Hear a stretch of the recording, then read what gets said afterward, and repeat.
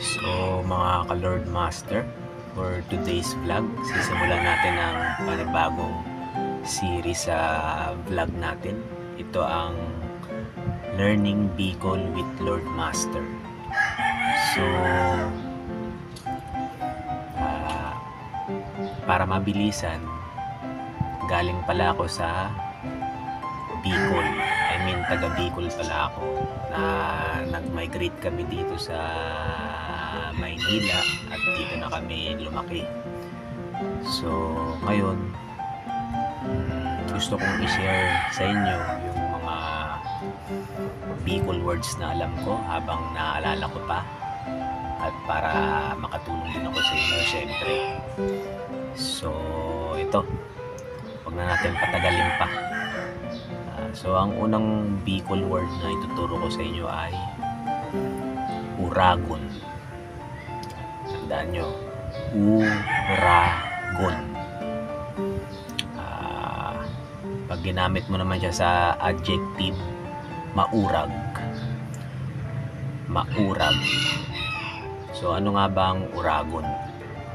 Ang uragon ay isang Bicol word na ang ibig sabihin ay, pag tinagalog ay alerto, magaling, alisto, listo, parang attentive, ganun.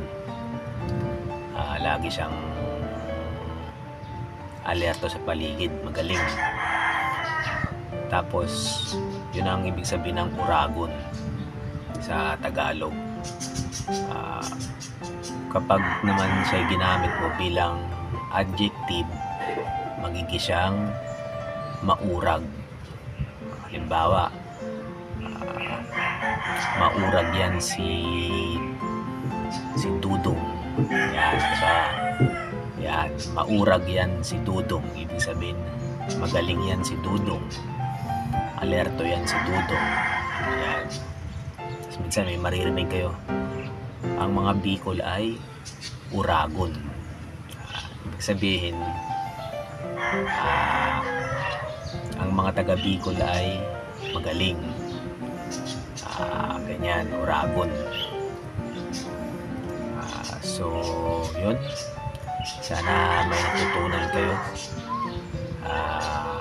Ulitin ko ang salitang na itinuro ko sa inyo ngayon. Ang Bicol word natin for today is uragon o magaling.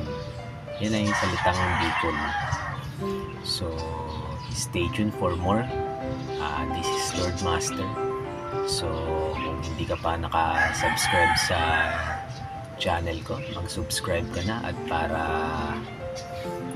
updated ka rin sa mga vlog katulad nito, Learning Bicol with Lord Master.